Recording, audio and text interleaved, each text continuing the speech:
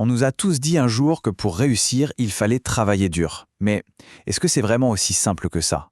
Et si la vraie richesse, celle qui change la donne, ne dépendait pas de la sueur, mais plutôt de compétences un peu cachées, presque invisibles? C'est ce qu'on va explorer ensemble aujourd'hui. Voilà la phrase, le mantra qu'on a entendu depuis l'enfance. C'est une belle promesse, n'est-ce pas? Sauf que la réalité, elle, est bien plus nuancée. C'est une histoire qui motive, c'est sûr, mais elle laisse de côté une partie cruciale de l'équation. Alors aujourd'hui, on va déconstruire un peu ce mythe. Pour comprendre, regardez juste ces chiffres. C'est vertigineux. D'un côté, une vie entière de travail pour espérer approcher le million d'euros. De l'autre, cette même somme, mais gagnée en une seule heure. Clairement, la différence, ce n'est pas l'effort, c'est le levier. Le secret est ailleurs. En fait, la richesse, c'est exactement comme un iceberg.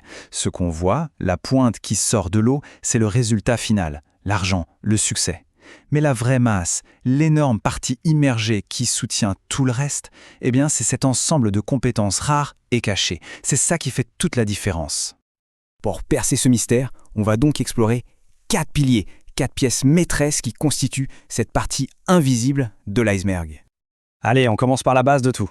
La création de richesse, ça ne commence pas par travailler plus, mais par comprendre comment créer de la valeur que les autres reconnaissent et désirent. Il faut voir l'argent non pas comme une récompense pour le temps passé, mais comme une conséquence. C'est la réponse à une solution qu'on apporte. Plus le problème qu'on résout est important pour les autres, plus la compensation est élevée. C'est aussi simple que ça. Alors, c'est quoi un problème qui a de la valeur? En général, il coche plusieurs de ces cases. Si c'est douloureux et urgent, les gens sont prêts à payer cher pour s'en débarrasser. S'il touche beaucoup de monde, le marché est énorme. S'il est fréquent, ça crée une demande constante. Et s'il est lié au statut, alors là, ça touche à l'émotionnel et c'est très très puissant. Très bien, mais comment on devient la personne qui peut résoudre ce type de problème? La clé, ce n'est pas d'être le meilleur dans un seul domaine, c'est de combiner les compétences pour devenir unique, parce que l'argent, au fond, suit toujours la rareté.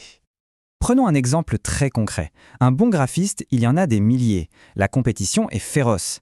Mais maintenant, imaginez que ce graphiste apprenne aussi l'art de la rédaction publicitaire, le copywriting, et qu'en plus, il se forme à la psychologie visuelle.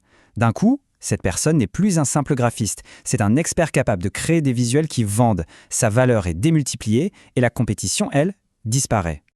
Cette phrase de Peter Thiel peut sembler arrogante, mais elle illustre parfaitement cette idée. En créant un mélange de compétences qui n'appartient qu'à soi, on ne se bat plus contre les autres. On crée son propre terrain de jeu, avec ses propres règles. D'accord, on a donc une compétence unique qui crée de la valeur. Super. Mais si personne ne le sait ou si personne ne comprend cette valeur, ça ne sert absolument à rien. C'est là que le deuxième pilier devient crucial, la persuasion. Et attention, il faut tout de suite faire une distinction très claire. On ne parle pas de manipulation, qui est un jeu où il y a un gagnant et un perdant. On parle d'influence, la capacité à communiquer clairement sa valeur, à construire la confiance pour créer un échange où tout le monde est gagnant. C'est une vérité qui remonte à l'Antiquité, mais qui est plus pertinente que jamais aujourd'hui. On peut avoir le meilleur produit du monde, s'il est mal présenté, il perdra toujours face à un produit moyen, mais vendu avec une histoire captivante. La communication est un multiplicateur de valeur. L'exemple parfait, bien sûr, c'est Apple. La campagne Think Different ne listait pas la taille du disque dur ou la vitesse du processeur, non. Elle associait l'ordinateur à des génies comme Einstein ou Martin Luther King.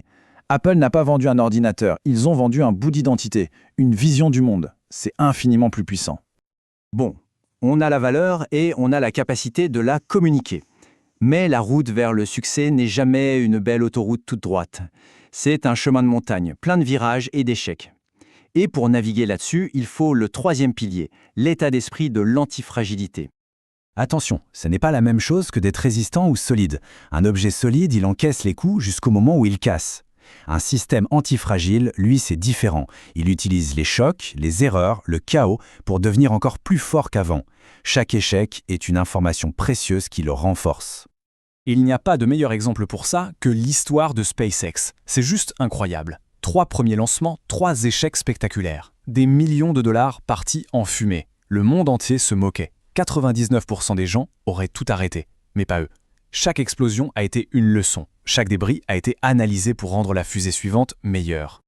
Et la récompense de cette persévérance, de cette antifragilité en action, quelques mois à peine après leur premier succès alors qu'ils étaient à 2 doigts de la faillite, SpaceX a décroché un contrat de 1,6 milliard de dollars avec la NASA. L'échec n'était pas un obstacle sur le chemin, l'échec était le chemin.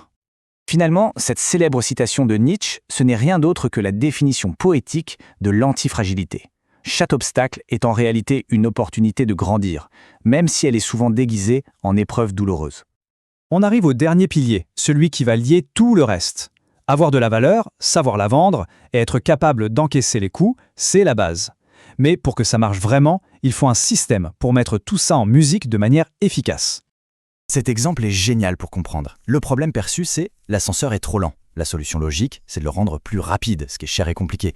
Mais la pensée critique va plus loin. Elle demande quel est le vrai problème. Le vrai problème, c'est l'ennui des gens pendant l'attente. La solution, mettre des miroirs. Les gens se regardent, le temps passe plus vite. Problème résolu, pour une fraction du coût. Ce système d'exécution, c'est donc une sorte de boîte à outils mentale. La pensée critique, pour trouver ces solutions élégantes que personne ne voit. Le leadership, pour transmettre sa vision et la démultiplier grâce aux autres. Et enfin, une productivité laser, pour concentrer toute son énergie sur les 2 ou 3 actions qui apportent 80% des résultats. Parce qu'au final, la maîtrise de toutes ces compétences, ça va bien au-delà de l'argent. Le véritable gain, c'est de reprendre le contrôle. De passer du statut de simple pion dans un jeu dont on ne connaît pas les règles à celui d'architecte qui conçoit son propre jeu, sa propre vie. Et c'est la question fondamentale que tout ça nous pose finalement. Est-ce qu'on se contente de jouer la partie telle qu'elle nous est présentée, en acceptant les règles, ou est-ce qu'on apprend à devenir le concepteur de notre propre partie? La réponse à cette question, elle peut changer bien plus qu'une simple carrière, elle peut changer une vie.